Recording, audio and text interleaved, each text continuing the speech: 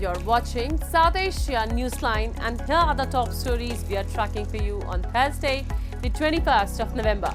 Rahul Gandhi to raise Adani indictment in Parliament. Group denies allegations.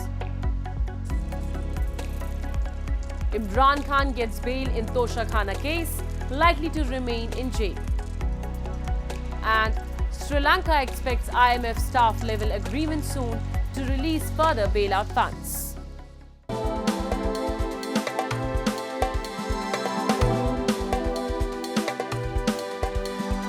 And now for all the details. Amid alleged bribery and fraud charges by the US against Indian billionaire Gautam Adani, opposition leader Rahul Gandhi on Thursday called for Adani's arrest and said that it is clear and established that the Adani Group chairman has broken both American and Indian laws. He said that he has demanded a joint parliamentary committee to raise the issue.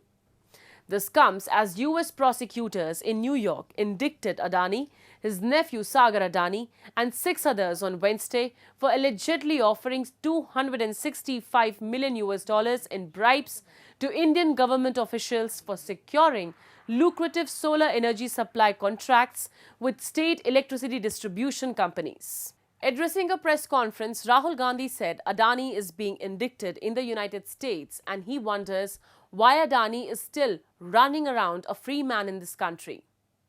Gandhi alleged that Prime Minister Modi is protecting Adani and is involved in corruption with him. हम इस मुद्दे को उठा रहे हैं. मेरी जिम्मेदारी है एज एलओपी इस मुद्दे को उठाना. प्रधानमंत्री जी 100% इस व्यक्ति की प्रोटेक्शन कर रहे हैं और इस व्यक्ति ने हिंदुस्तान के एसेट्स लिए हैं, भ्रष्टाचार करके एसेट्स लिए हैं. ये व्यक्ति बीजेपी को पूरा समर्थन करते हैं, पूरा सपोर्ट देते हैं. ये एस्टैब्लिश चीजें हैं. हम दोहराते जाएंगे. जेपीसी की मांग हमारी है, बट हम चाहते हैं कि अदानी जी को एकदम अरेस्ट किया जाए, क्योंकि बीजेपी की पूरी फंडिंग, पूरा फंडिंग स्ट्रक्चर इस व्यक्ति के हाथ में है. इसीलिए प्रधानमंत्री चाहे भी कुछ नहीं कर सकते हैं. एक प्रकार से अदानी जी ने हिंदुस्तान को हाईजैक कर लिया है. हिंदुस्तान अदानी जी के ग्रिप में है. Meanwhile, the Adani Group has strongly refuted bribery allegations made by the US Department of Justice and the US Securities and Exchange Commission against directors of the Adani Green as baseless. The spokesperson of the group in a statement said that, as stated by the US Department of Justice itself, the charges in the indictment are allegations and the defendants are presumed innocent unless and until proven guilty. Last week, Adani said in a social media post that he planned to invest $10 billion in US energy security and infrastructure projects and create a potential 15,000 jobs. Shares and bonds of Adani firms have tumbled, and Adani Green Energy also cancelled a $600 million bond sale. New Delhi on Wednesday rejected a media report suggesting that Indian Prime Minister Narendra Modi was aware of a plot to kill Hardeep Singh Nijjar, a Khalistani terrorist designated by India. The Canadian media outlet Globe and Mail, citing Canadian government sources, alleged that it was unlikely PM Modi was unaware of the targeted killing. The report also claimed that External Affairs Minister S. Jaishankar and National Security Advisor Ajit Doval were informed about the plan. Responding to the report, India's Foreign Ministry spokesperson Randhir Jaiswal dismissed the allegations as baseless, calling them ludicrous statements made by a purported Canadian government source. He stated that such claims should be treated with the contempt they deserve and argued that these smear campaigns further harm already strained relations between New Delhi and Ottawa. India-Canada relations, which have been lukewarm for the past year, worsened in October when Canadian authorities accused Indian diplomats of being persons of interest in Nijjar's killing and alleged that Indian Home Minister Amit Shah was also aware of the incident. Weeks after New Delhi and Beijing signed a border disengagement agreement, India's Defence Minister Rajnath Singh met his Chinese counterpart Admiral Dong Jun on the sidelines of the ASEAN Defence Ministers meeting in Laos. During the meeting, Singh highlighted that amicable relations between India and China would have positive implications for global peace and prosperity. He urged both countries to reflect on the lessons learned from the unfortunate border clashes of 2020 and take measures to prevent their recurrence while safeguarding peace and tranquility in the India-China border areas. Singh further emphasized the need for greater trust and confidence building between the two sides through de-escalation. Earlier last month, Indian and Chinese forces completed the disengagement exercise in Demchok and Debsang. This followed an agreement reached on October 21st after a series of negotiations to resolve the prolonged border standoff. A high court in Pakistan on Wednesday granted bail to incarcerated former Prime Minister Imran Khan in the second Toshakhana case. 72-year-old Khan has been in jail in multiple cases since his arrest in 2023, and it was not immediately clear if he would be released now. The judge also ordered the founder of the Pakistan Tehreek-e-Insaf to appear before the trial court after bail, warning that the bail could be revoked if he failed to cooperate with the court. Previously, Khan and his wife Bushra Bibi were both handed a 14-year sentence on the same charges.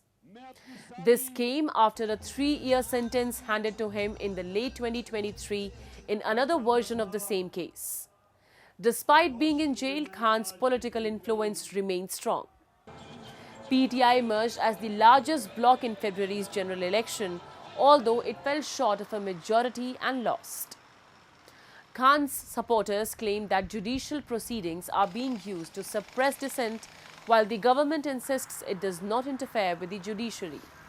Sri Lankan President Anurakumara Dissanayake has informed in the first sitting of the new parliament that the island nation is expecting the IMF to announce a staff-level agreement on its third review of the country's bailout program on Friday.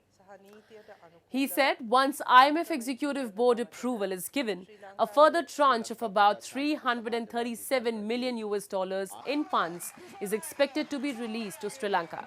A delegation from the IMF is in Colombo for the third review of its $2.9 billion program and will hold a press briefing on Saturday. Dissanayake also outlined plans to complete a $12.5 billion debt restructuring with bondholders in December. Sri Lanka will enter into individual agreements with bilateral creditors, including Japan, China and India, needed to complete a $10 billion debt restructuring, the president added. A nation of 22 million, Sri Lanka was crushed by a 2022 economic crisis triggered by a severe shortage of foreign currency that had pushed it into a sovereign default and caused its economy to shrink by a 7.3% in 2022 and 2.3% last year. Bangladesh's Jamaat-e-Islami Amir Shafiqur Rahman has said that his party would apologize to the nation if it is proven beyond doubt that it was involved in any wrongdoings during the 1971 Liberation War. Rahman, speaking during an event, called on the government to recognize those killed in the uprising as national heroes, stressing that people from all sectors of society had participated in the movement. Highlighting the role of expatriates, he said they are providing significant support to Bangladesh through remittances. Criticizing previous governments for rampant corruption, the Jamaat chief said the development Bangladesh could have witnessed has not materialized. Nepali President Ramchandra Paudel on Thursday conferred the honorary rank of General of the Nepali Army on General Upendra Dwivedi, Chief of the Indian Army, during an investiture ceremony in Kathmandu. This tradition highlights the close military ties shared by the two neighbors and dates back over 7 decades. Since 1950, when Commander-in-Chief General K.M. Cariappa became the first Indian Army Chief to receive the honorary title, both armies have continued this practice as a mark of mutual respect. Earlier in the day, General Dwivedi paid tribute to martyrs at the Army Pavilion and received a Guard of Honor at the Army headquarters. He also met his Nepali counterpart General Ashok Raj Sikdel to discuss areas of mutual cooperation. That's all in tonight's edition. We will see you same time tomorrow. Good night.